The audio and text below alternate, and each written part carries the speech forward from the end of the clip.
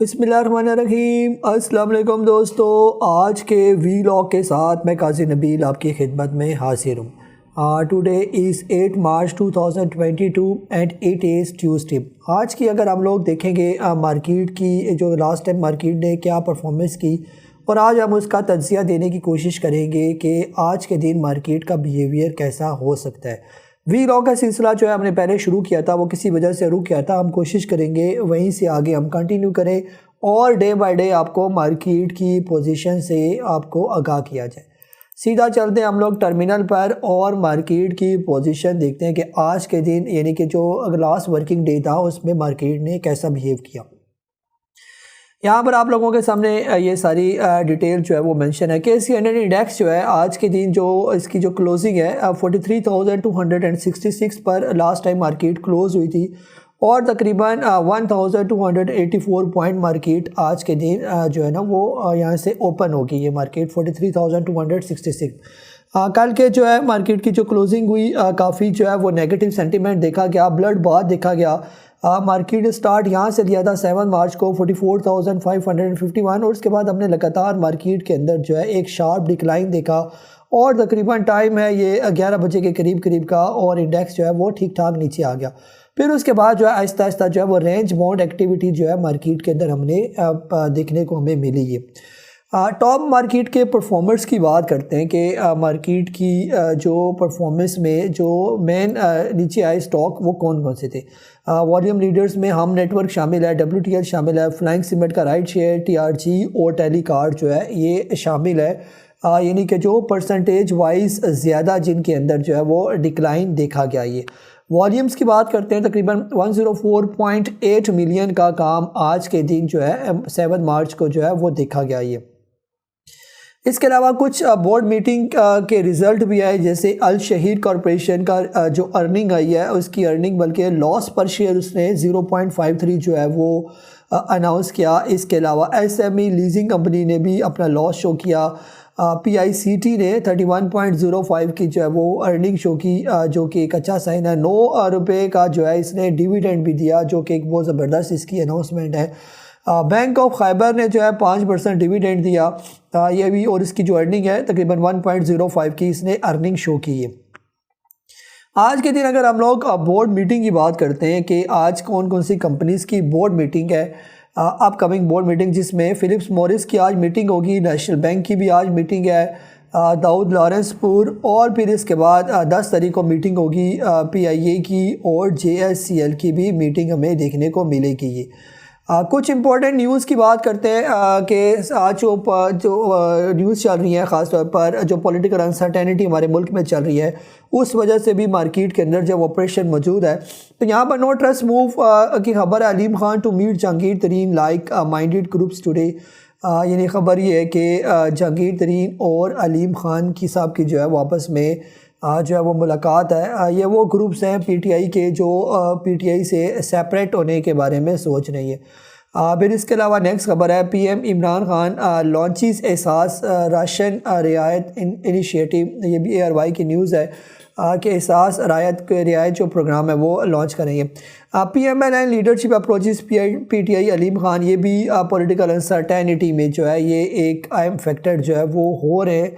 जैसे हम लोग देख रहे हैं कि जो आजकल न्यूज़ चल रही है तरीके अदम एतमाद की, वोट ऑफ नो कॉन्फिडेंस की, उसमें काफ़ी हद तक जो है वो तेज़ी भी देखने को मिल रही है और जिसकी वजह से ख़ास तौर पर मार्केट भी जो है वो प्रेशर ले रही है। ये कुछ हम लोग इंडेक्स का जो है वो ओवरव्यू कर लेते हैं कि इंडेक्स जो है उसकी क्या पोजीशन है, कि कौन कौन से ऐसे सेक्टर्स हैं जिन्होंने मार्केट के अंदर जो है वो प्रेशर डाला। ये जैसे ये एक और चार्ट आपके सामने, ये सारा जो ख़ास तौर पर हम लोग सबसे ज़्यादा जो सेलिंग प्रेशर हमें नज़र आया, कमर्शियल बैंक जो है वो ज़्यादा हमें डिक्लाइन नज़र आया, सेलिंग ज़्यादातर इनमें नज़र आई। 2.61% जो है हबीब बैंक के अंदर सेलिंग प्रेशर देखा गया। इसके अलावा UBL 2.54%, MCB 2.66, इसके अलावा बैंक अल हबीब 0.59। तो मेन इन्होंने प्ले रोल किया। फिर इसके अलावा ऑयल एक्सप्लोरेशन की बात करते हैं तो OGDC 2.10, PPL 2.87, इसके अलावा POL जो है वो पॉजिटिव क्लोज हुआ। तो इन सब की जो है अपनी अपनी वेटेज है नीचे हमें पता चलेगा कि ज़्यादा जो है वो किसने रोल अदा किया इंडेक्स को गिराने में। इंडेक्स को गिराने में सबसे ज़्यादा TRG जो है 2.23% जो है इसका वेटेज है, इसकी वजह से भी मार्केट के अंदर डिक्लाइन देखा गया। यूनिटी फूड ने जो कंट्रीब्यूशन की इंडेक्स को डिक्लाइन करने में 0.68, ऑयल जो है ना OGDC 3.30, सिनर्जी को 0.47, मैपल लीव 0.85%। तो ये सारे वो हैं जिन्होंने इंडेक्स को हैवी ड्यूटी जो है वो नीचे गिराया। ये इसमें जो सबसे ज़्यादा रोल अदा किया वो एंग्रो कॉरपोरेशन का, बैंक हबीब बैंक लिमिटेड का, फौजी फर्टिलाइज़र कंपनी का 4%, UBL का, फिर इसके अलावा hub power, lucky cement, MCB, OGDC। तो ये सारी हैवी ड्यूटी कंपनीज़ हैं, इनका वेटेज है ठीक ठाक स्टॉक के अंदर, इंडेक्स के अंदर। MCB बैंक 3.51%, इसके अलावा PPL, बैंक अल हबीब, मीज़ान बैंक, ये सारे वो हैं जो मोर देन 3% से ज़्यादा जो है इंडेक्स को डिक्लाइन में जो है वो उन्होंने काम किया, क्योंकि इनके अंदर सेलिंग देखी गई जिसकी वजह से इंडेक्स ठीक ठाक नीचे आया। ये इसके अलावा जो है मार्केट मैप को देख लेते हैं कि मार्केट मैप में ख़ास तौर पर जो हीट अप का सिलसिला है, ये पूरा जो आपको चार्ट ही नज़र आ रहा है, ये सभी ओवरऑल जो है वो हमें हीट अप नज़र आ रहा है। सबसे ज़्यादा जो है वॉल्यूम लीडर्स में हम नेटवर्क जो है 5.69% जो है इसने ठीक ठाक ये नीचे आया, यानी परसेंटेज वाइज कौन से स्टॉक ज़्यादा नीचे आए। इसके अलावा WTR 4.37%, मैपल लीफ जो है तकरीबन ऑल टाइम काफ़ी लो पर आया हुआ, 30.47 पर इसकी क्लोजिंग हुई है। 6.71% जो है इसके अंदर डिक्लाइन देखा गया। TRG 7.44%, TPL जो है 8% के करीब जो है इसके अंदर भी डिक्लाइन देखा गया। एवेंसियन 7.41%। तो ये सारे जो है ये रेड ये इंडिकेट कर रहे हैं कि इनके अंदर ठीक ठाक जो है वो सेलिंग प्रेशर देखा गया। WGL ऑलमोस्ट लोअर लॉक के करीब क्लोज हुआ 7.48%। AGL जो है ये फिर नीचे आ गया, 5.28 पर आ गया, और ये भी बहुत अच्छा स्टॉक है अगर ये कहीं 4 पे या इससे नीचे आ जाए। दो स्टील के अंदर जो है वो काफ़ी तेज़ी देखिएगी, पॉजिटिव क्लोज हुआ 13.28%। मोस्ट प्रोबेबली जो है ये डिफ़ॉल्टर लिस्ट में शामिल है, हो सकता है इसकी कोई न्यूज़ आने वाली हो कि ये डिफ़ॉल्टर से निकलने वाला है, शायद यही वजह है कि ये आज इतनी गंदी मार्केट के अंदर भी पॉजिटिव क्लोज हुआ। ये आयशा स्टील जो है 12 रुपये पर आ गया, 6.05% इसके अंदर डिक्लाइन देखा गया। अगर ये मज़ीद 10 रुपये से कहीं नीचे आ जाता है तो ये भी अच्छा स्टॉक में शामिल हो सकता है। ये यूनिटी फूड के अंदर जो है 7.47% का डिक्लाइन देखा गया। फौजी फूड जो है काफ़ी देर के बाद ये 7.5 रुपये पर आया, और 7.5 ये तकरीबन ऑल टाइम मेरे ख्याल में लो पर ये मौजूद है। ये क्लोवर जो है ऑलरेडी जैसे इसकी न्यूज़ आई थी कि डिफ़ॉल्टर लिस्ट से निकला है, तब के अंदर ये बुलिश है। आज के दिन यानी कि जो मार्केट इतनी नेगेटिव हुई, तकरीबन 1500 पॉइंट मार्केट नेगेटिव पर, ये 2.37% जो है ये पॉजिटिव जो है ये क्लोज हुआ। तो ओवरऑल सारे स्टॉक नेगेटिव क्लोज हुए। पॉजिटिव देख रहे थे, JSBL पॉजिटिव क्लोज हुआ, SBL पॉजिटिव क्लोज हुआ ये, और बाकी तकरीबन सारे स्टॉक जो है उनके अंदर हमें ठीक ठाक जो है वो सेलिंग जो है वो नज़र आई है। पोर्टफोलियो इन्वेस्टमेंट की बात करते हैं कि ज़्यादा बाइंग और सेलिंग जो है वो किसकी तरफ से देखेगी। फॉरेन कॉर्पोरेट की तरफ से ठीक ठाक जो है वो सेलिंग देखी, फॉरेन इंडिविजुअल ने भी सेलिंग की, ओवरसीज़ पाकिस्तानी ने जो है यहाँ पर हमें उनकी तरफ से बाइंग नज़र आई। तो यहाँ पर अगर हम लोग सेक्टर की बात करते हैं तो सबसे ज़्यादा जो हमें सेलिंग नज़र आई कमर्शियल बैंक के अंदर, टेक्सटाइल के अंदर बिल्कुल मामूली सी जो है वो सेलिंग नज़र आई। पावर जनरेशन कंपनीज़ में, ऑयल गैस मार्केटिंग कंपनी में, फूड एंड पर्सनल में, सीमेंट में हमें बाइंग नज़र आई, टेक्नोलॉजी में हमें बाइंग नज़र आई। फिर इसके अलावा जो है फर्टिलाइज़र में हमें थोड़ी इन्वेस्टमेंट नज़र आई। तो ओवरऑल ये जो कमर्शियल बैंक का ह्यूज सेलिंग प्रेशर था, इसने पूरी इंडेक्स को जो है वो नीचे गिरा दिया। और यहाँ पर अगर हम लोग बात करते हैं कि ज़्यादा जो है वो किसने काम किया, ये तो फ़ॉरेन की तरफ से जो ओवरऑल जो सेलिंग आई थी $918 मिलियन की जो है वो सेलिंग जो है वो देखी। इसके अलावा जो है ओवरसीज़ की तरफ से $497 मिलियन की जो है वो बाइंग देखी। लोकल की बात करते हैं तो लोकल में इंडिविजुअल ने बाइंग की $5049 मिलियन की बाइंग, लेकिन लोकल में म्यूचुअल फंड की तरफ से ठीक ठाक सेलिंग जो है वो कल के दिन जो है वो देखी गई है। इसके अलावा अदर ऑर्गेनाइजेशन की तरफ से हमें बाइंग नज़र आई। इंश्योरेंस कंपनी ने भी ठीक ठाक सेलिंग की, $598 मिलियन की इनकी तरफ से जो है वो सेलिंग देखी गई। तो ओवरऑल जो है अगर हम लोग बात करें तो फॉरेन कॉर्पोरेट्स की तरफ से और म्यूचुअल फंड की तरफ से हमें मार्केट के अंदर जो है वो सेलिंग नज़र आई है। कुछ इन अनाउंसमेंट की बात करते हैं मोटी मोटी के अनाउंसमेंट जो है वो क्या हुई। 8 मार्च तो आज का दिन है, 7 मार्च को जो बोर्ड मीटिंग्स पर आई थी उसमें जो कोई अगर कोई ख़ास कंपनी है तो उसकी हम लोग बात कर लेते हैं। नेशनल बैंक की जो है वो कल के दिन मीटिंग हुई। अभी मेट्रो बैंक की, शेल पाकिस्तान की मीटिंग जो वो प्रोग्रेस है, progress report of right issue. इसके अलावा जो है Shell Pakistan, Engro corporation transaction in shares की कोई खबर है। क्लोवर की अपॉइंटमेंट ऑफ डायरेक्टर्स की खबर कल के दिन चली। यहाँ पर जो है ना मार्केट के हम लोग टेक्निकल्स की बात करते हैं कि टेक्निकली जो है मार्केट कैसा परफॉर्म करी है और कहाँ पर जो है वो खड़ी है। ये जैसे हम लोग देख रहे हैं कि मार्केट जो है इस लेवल पर जो है ये पहुंची हुई है। लास्ट टाइम जो है ये कैंडल बनी है 7 मार्च की। मार्केट ने जो है लास्ट टाइम जो है ओपनिंग दी थी 44,419 की और हाई लगाया था मार्केट ने 44,551 का। लो लगाया मार्केट ने 43,050 और क्लोजिंग जो थी 43,266। तकरीबन 288 पॉइंट मार्केट डाउन क्लोज हुई। 1284 पॉइंट्स जो है मार्केट ने नीचे गिराई है। तो यहाँ पर अगर हम लोग इस तरह की रेड कैंडल की बात करते हैं तो ये एक बड़ी रेड कैंडल हमें देखने को मिली। इस तरह की जो बड़ी रेड कैंडल है यहाँ पर हमें नज़र आई थी 2 दिसंबर 2021 को। इस तरह का सेलिंग प्रेशर जो है वो हमें नज़र आया। ये अब यहाँ पर टेक्निकली अगर हम लोग बात करते हैं कि टेक्निकली मार्केट जो है वो क्या कह रहा है, टेक्निकल्स मार्केट के क्या कह रहे हैं, इसमें हम लोग अगर इसके MACD की बात करते हैं कि MACD जो है मार्केट का क्या दिखा रहा है। इससे पहले हमें देखना पड़ेगा कि मार्केट सपोर्ट कहाँ पर ले रही है। ये MACD से पहले भी जो सपोर्ट है मार्केट वो कहाँ पर ले रही है, तो इसके लिए हम लोग कोई ना कोई मूविंग एवरेज जो है वो यूज़ करते हैं और ख़ास तौर पर 200 मूविंग एवरेज जो होता है ये काफ़ी सपोर्ट के लिए रिलायबल समझा जाता है कि यहाँ पर मार्केट जो है वो या कोई भी स्टॉक होता है वो अच्छी सपोर्ट लेता है 200 की मूविंग एवरेज पर।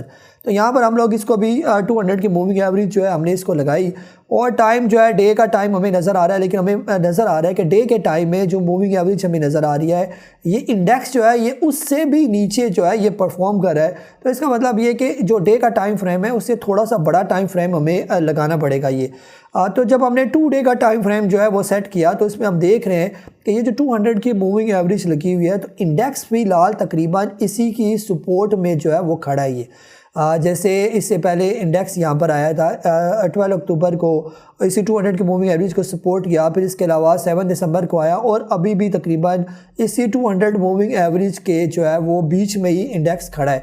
आल्दो जो है 200 से नीचे नीचे इसने क्लोजिंग दी है, लेकिन यहाँ पर जो सबसे इंपॉर्टेंट चीज़ है कि ये जो नीचे के सपोर्ट लेवल है ये बहुत इंपॉर्टेंट रोल अदा कर सकते हैं। जैसे अगर हम यहाँ पर ये एक लाइन ड्रा की मैंने और इसको थोड़ा सा मैं डार्क करूँ ताकि आपको ये क्लियर नज़र आए, तो ये जो नीचे हमारे हॉरिजॉन्टल लाइन जो हमने ये ड्रा की इसमें ख़ास तौर पर आपने देखा होगा कि ये जो सपोर्ट लेवल थे नीचे मार्केट ने 200 का मूविंग एवरेज तो क्रॉस किया, लेकिन इसी जो है वो सपोर्ट से मार्केट बाउंस बैक हुई। और अगर जो है ये सपोर्ट मार्केट की टूट जाती है तो फिर इसका मतलब ये होगा कि जो मार्केट है उसने इस मूविंग एवरेज का लिहाज नहीं किया। ये तो अगर मूविंग एवरेज का इसने लिहाज नहीं किया तो इसका मतलब ये है कि ये थोड़े बड़े टाइम फ्रेम की तरह मार्केट जाने की कोशिश करेगी।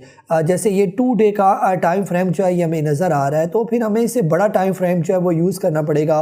वीक वाला टाइम फ्रेम यूज़ करेंगे तो वीक वाले टाइम फ्रेम की जो 200 की मूविंग एवरेज है वो आप लोगों को पता होना चाहिए। ये 41,643 के राउंड अबाउट जो है ये यहाँ पर मौजूद है। ये तो फिर हम ये कह सकते हैं कि जो इंडेक्स है अगर फॉर एग्जांपल यहाँ से बाउंस बैक नहीं होता तो नेक्स्ट सपोर्ट जो है वो इस मूविंग एवरेज की यानी कि 200 मूविंग एवरेज जो वीक का होगा वहाँ पर मोस्ट प्रोबेबली जो है वो सपोर्ट इसकी मिल सकती है। आल्दो अभी भी इसको सपोर्ट मिली हुई है, लेकिन अगर यहाँ से बाउंस नहीं हो रही मार्केट तो ये सपोर्ट लेवल जो है मार्केट का हो सकता है।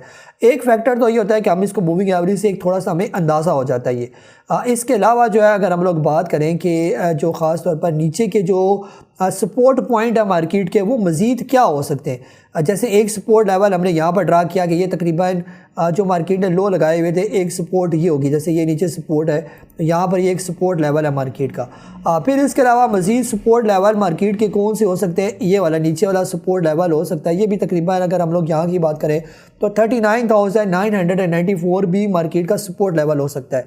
इस दौरान इंडिकेटर लगाते हैं MACD को हम देख लेते हैं कि इस टाइम फ्रेम के अंदर MACD हमें क्या बता रहा है ये। और ये फ़िलहाल हमने 2 डे का जो टाइम फ्रेम लगाया था कि 2 डे के अंदर MACD हमें क्या शो करेगी।